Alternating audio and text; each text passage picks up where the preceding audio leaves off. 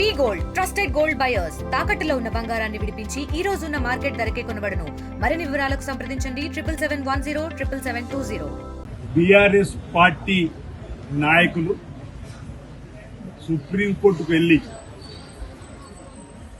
కొంతమంది శాసనసభ్యుల్ని అనర్హత వేటు వేపించాలని చెప్పని ఓ ప్రచారము అయిపోయింది, వాళ్ళ పదవులు రద్దు అవుతున్నాయి, ఉప ఎన్నికలు వస్తున్నాయి చెప్పని పగటి కళలు కన్నటువంటి వాళ్ళు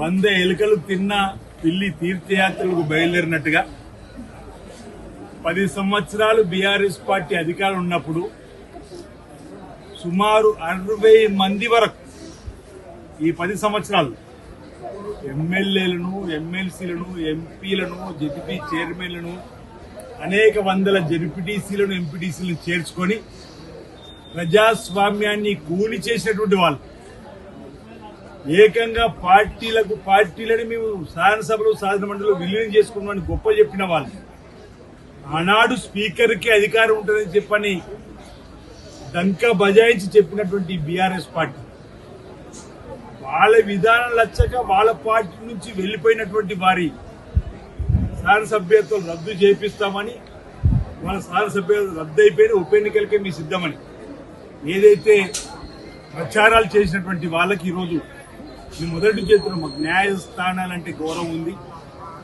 న్యాయస్థానాలు గౌరవిస్తూ ముందుకు పోతామని ఈరోజు సుప్రీంకోర్టు తీర్పు కూడా శాసనసభ్యులకు సంబంధించినటువంటి ఇప్పుడే వార్తలు వింటున్నాం.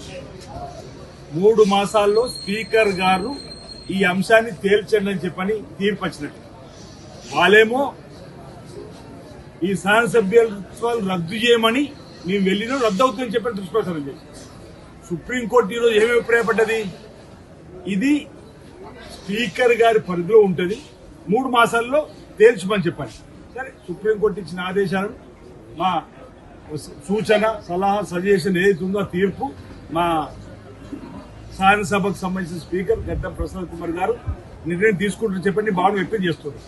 ఇక్కడ నేను ఏం చెప్పదలుచుకున్నా అంటే, ఆ రోజు స్పీకర్ గారికి విశేష అధికారులు ఉన్నాయని చెప్పని మీరు ఏదైతే 60 మందిని తీసుకున్నప్పుడు నిర్ణయం ఏ విధంగా జరిగిందో ఇప్పుడు కూడా స్పీకర్ గారి విచక్షణ అధికారానికి, స్పీకర్ గారి నిర్ణయానికి వదిలేద్దామంటే ఈరోజు నానా రకాలుగా యాగ చేసినటువంటి బీఆర్ఎస్ పార్టీ ఏమంటారు, మళ్ళీ ఎక్కడికి వచ్చింది బాల్, స్పీకర్ గారి అధికారాన్ని ప్రకారమే జరగాలని చెప్పని సుప్రీంకోర్టు కూడా అభిప్రాయపడ్డది. కాబట్టి ఈరోజు మేము మొదటి నుంచి చెప్పింది నిజమైందనే మాట చెప్పడానికి కోసం ఈ సందర్భంగా ప్రయత్నం చేస్తాం. ఈరోజు ఈర్ష్యాభావంతో ఇక్కడ కేటీఆర్ కానీ, అటు హరీష్ రావు కానీ, అటు కవిత గారు కానీ రకరకాల యాగి రోజు ఈ ప్రభుత్వం వచ్చిన 3 రోజుల నుంచి ప్రభుత్వం పడిపోతుంది, కూలిపోతుంది, కాలిపోతుంది, ఇంకెక్కడి ప్రభుత్వం అన్నారు. 19 మాసాలైంది, 20 మాసాలకు అడుగు పెడుతుంది. ఐక్యంగా కాంగ్రెస్ ప్రభుత్వం, ఇందిరమ్మ ప్రభుత్వం, రవీంద్ర రెడ్డి గారి నాయకత్వం ముందుకు పోతుంటే ఈరోజు కావాలని చేసే దుష్ప్రచారం తప్ప మరొకటి కాదన్నమాట. ఆడతల్లు ఆర్టీసీ బస్ ప్రయాణం మొదలుపెట్టిన రోజు కేటీఆర్ గారు మహిళా తల్లుల మీద అనుచిత వ్యాఖ్యలు చేశారు. ఆ మాటలు మళ్ళీ చెప్పే ప్రయత్నం చేయాలి. కానీ 200 కోట్ల జీరో టికెట్ ప్రయాణాలు పూర్తి కాబట్టి 6,680 కోట్ల రూపాయలు ప్రభుత్వం వాళ్ళ తరఫున ఆర్టీసీ చెల్లించింది. ఇప్పుడేమంటావు కేటీఆర్ అవుతావు, పేదలు దానికి తేడా లేకుండా ఓవై బీజేపీ అంటే మా మోడీ పెట్టాలని చెప్పి డీల్ షాపులు పోయి మాట్లాడుతున్నారు. మాకు కూడా ప్రధానమంత్రి మోడీ గారి గౌరవం ఉంది, కానీ మీ గుజరాత్లో ఎందుకు సన్నబియ్యం ఇస్తలేవు, పక్కన మహారాష్ట్రలో ఎందుకు సన్నబియ్యం ఇస్తలేవు? ఈరోజు మీరు ఎంపీగా గెలిచినటువంటి కాశీ ఉత్తరప్రదేశ్లో ఉంది, ఎందుకు ఉత్తరప్రదేశ్లో ఇస్తలేదు సన్నబియ్యం? ఎక్కడ సన్నబియ్యాలు? కేవలం రేవంత్ రెడ్డి గారు ఆలోచన, తూకుమరెడ్డి రెడ్డి గారు ఆలోచన.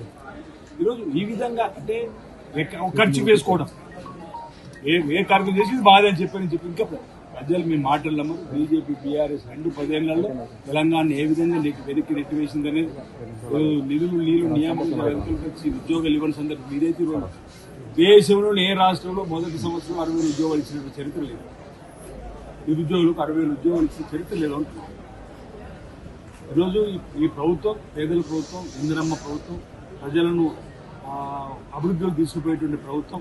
ఈరోజు విమర్శలు మానాలండి. ఈరోజు హిస్టారికల్ మూవ్మెంట్ అయినటువంటి బీసీ బిల్లుని ఈరోజు అసెంబ్లీలో ఆమోదింప చేసుకొని కేంద్రానికి స్వతహాగా బీసీ బిడ్డ కాదు రేవంత్ రెడ్డి గారు, రాహుల్ గాంధీ గారు భారత్ జోడోలో భాగంగా కులగణన జరగాల్సిందే, వివక్షత పోవాలంటే, అసమానత తొలగాలంటే ఓ ఎక్స్రే ఓ ఎంఆర్ఐ లాగా కులగణ జరిపి తీరాలంటే ఈరోజు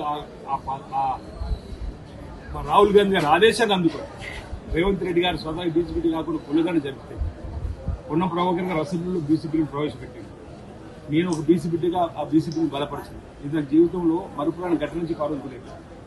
అలాంటి బీసీపీలు ఈరోజు మేము ఆమోదం రాజకీయమే కాదు ఉద్యోగ విద్యలో కూడా ఇవ్వాలని చెప్పిన ఒక నిర్ణయం తీసుకున్నాం.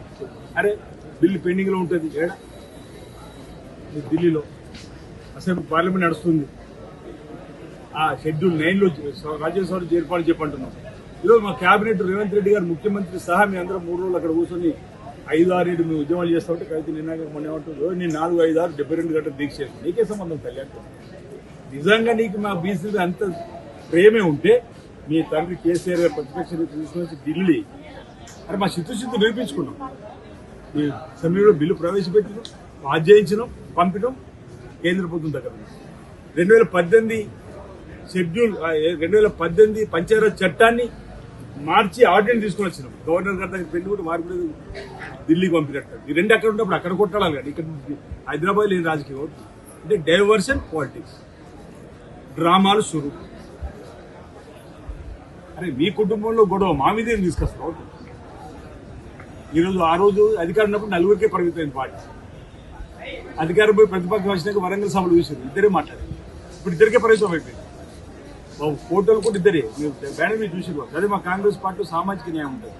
ఎస్సీ మాట్లాడతారు, ఎస్టీ మాట్లాడతారు, బీసీ మాట్లాడతారు, మైనార్టీ మాట్లాడతారు, సామాజిక కులాల వారిగా అందరినీ మాట్లాడించి అన్ని వర్గాలు కలుపుకొని పోతారు. కానీ వరంగల్ సభలో రోజు మాట్లాడి ఇద్దరే దయాకర్ రావు గారు, కేసీఆర్ మీద ఉన్న ఫోటో చూడండి. కేటీఆర్ కేసీఆర్, హరీష్ ఫోటో కూడా కథ అయిపోయింది, కవిత ఫోటో కూడా ఒక కథ అయిపోయింది.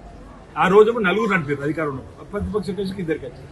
ప్రతిపక్ష పాత్ర కూడా ఈరోజు సరిగ్గా పోషించలేకపోతుంది కేసీఆర్ గారిని అందరూ చూస్తున్నాం. ఎస్సీ వర్గీకరణ కూడా చేసినటువంటి సందర్భంలో అసెంబ్లీలో మాట్లాడేది మాట. ఈరోజు మేము ప్రజలకు ఒక్కటే చెప్పదలుచుకున్నాం. ఈరోజు ఈ ప్రభుత్వం పేదల ప్రభుత్వం, ఇందిరమ్మ ప్రభుత్వం రాబో రోజుల్లో ఈ ప్రాంతాన్ని అన్ని రంగాల్లో అభివృద్ధి పథకాలు తీసుకుపోయే కార్యక్రమం చేస్తామని ఈ సందర్భంగా మీ ద్వారా తెలియజేస్తాం. తెలుగులో ఫాస్టెస్ట్ న్యూస్ ఇప్పుడు కొత్త అవతారంలో 5 సెకండ్లోనే పూర్తి వార్తా సమాచారం మీ చేతిలో. సోషల్ మీడియా ట్రెండ్స్ మీ కళ్ళ ముందుకే live TV and voice search options తో ఇప్పుడే డౌన్లోడ్ చేయండి. యాప్ లింక్ డిస్క్రిప్షన్ లో ఉంది.